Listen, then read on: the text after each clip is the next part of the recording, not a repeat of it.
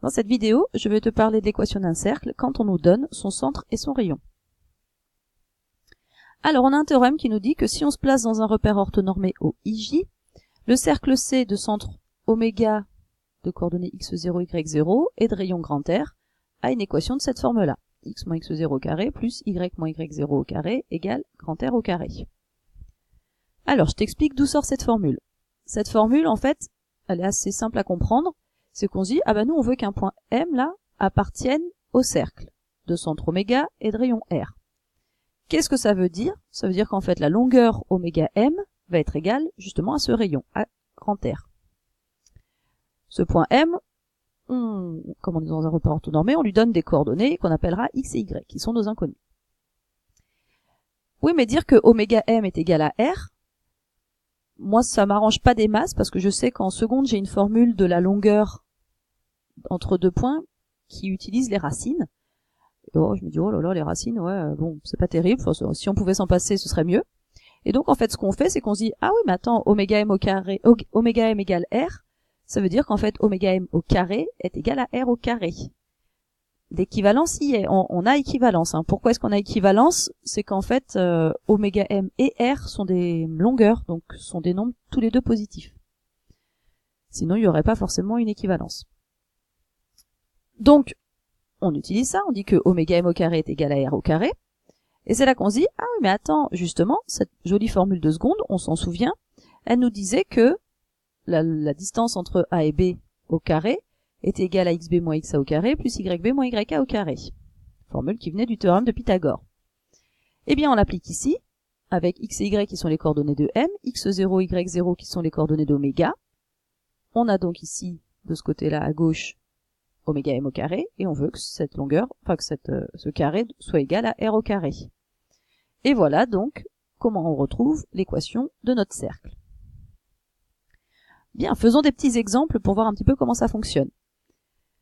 Si on nous demande donc de déterminer une équation du cercle C de centre oméga de coordonnées 1, 5 et de rayon 4, eh bien là, tout bêtement, j'utilise mon cours, qui me dit donc que le cercle a pour équation quelque chose du style x moins x0 au carré plus y moins y0 au carré égale R au carré, sachant qu'on connaît ici les coordonnées d'oméga, qui sont 1 et 5, et qu'on connaît le rayon grand R qui vaut 4. Donc on remplace bêtement x0, y0 et grand R par les valeurs qu'on connaît.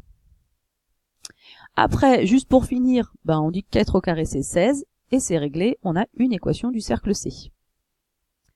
Exactement de la même façon, si cette fois-ci le centre a pour coordonnées 2, moins 3 et que le rayon vaut 7, on a donc comme équation x moins 2 au carré plus y moins 3, c'est là où tu fais attention à tes petites erreurs, au carré égale 7 au carré. Autrement dit, x moins 2 au carré plus y plus 3 au carré égale 49. Donc tu vois que dans ce sens, c'est plutôt simple. Alors par contre, on pourrait te demander le travail inverse, c'est-à-dire te donner une équation et te demander en fait de retrouver le centre et le rayon du cercle dont l'équation à qui correspond l'équation. Alors on nous donne donc l'équation suivante, x carré plus y carré plus 2x moins 4y moins 4 égale 0, et justement donc on veut retrouver oméga et R. Alors c'est là où on se dit, attends, c'est pas du tout ce qu'on nous a donné nous on sait que l'équation elle a cette forme-là, et nous on nous en donne une complètement développée. Ah bah oui, mais si on avait développé le début là, x moins x0 au carré, c'est une identité remarquable, ça ferait x au carré moins 2x x0 plus x0 au carré. Et exactement de la même façon sur les y. Ça veut dire qu'en fait, dans cette première partie, il y aura que des x et des x0. Et dans cette deuxième partie, que des y et des y0. Et de l'autre côté, c'est constante. Ça veut dire qu'en fait, moi, là, dans l'équation qu'on me donne, il va falloir que je mette ensemble les x et ensemble les y. Autrement dit, on va commencer comme ça. X au carré plus 2x, plus y au carré moins 4y, et moins 4. Et on va chercher, en fait, x au carré plus 2x, c'est le début de quelle identité remarquable? Alors, c'est un travail qu'on a déjà fait sur les formes canoniques. X au carré plus 2x, et le début, en fait, de l'identité remarquable x plus 1 au carré. En fait, à chaque fois, il va falloir diviser ça par 2.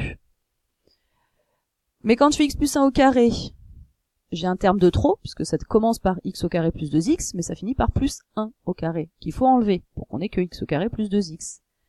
On fait exactement le même travail sur y au carré moins 4y, qui est le début de l'identité remarquable y moins 2 au carré, comme tout à l'heure, je viens de diviser ici par 2, puisqu'on sait quand on va développer, il y aura un 2 fois y fois 2, pour avoir 4.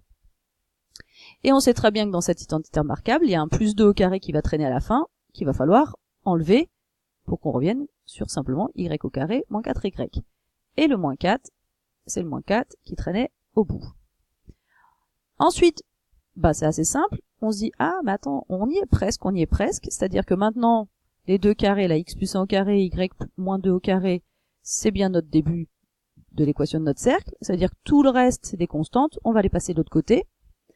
Et une petite chose supplémentaire, c'est que ici, je me dis, ah, il y a un plus, ouais, mais moi je voulais pas un plus, je voulais un moins, justement. Et ben donc, je fais la remarque comme quoi x plus 1 au carré, c'est en fait x moins 1 au carré. Y moins 2 au carré, j'y touche pas. Et le reste, les carrés, là, je les mets de l'autre côté, donc ça fait moins 1, moins 4, ça fait moins 9, qu'on fait passer de l'autre côté, qui devient 9. Et maintenant, ça y est, je peux conclure. Ça y est, je viens de trouver donc que le centre de mon cercle a comme coordonnées moins 1, 2. Et j'ai pas tout à fait fini, parce que de ce côté-là, normalement, c'est censé être r au carré, et 9, c'est le carré de 3, autrement dit, mon rayon, ce sera 3.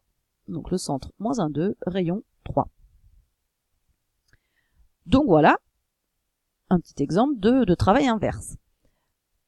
Un deuxième petit exemple pour confirmer ce qu'on vient de faire.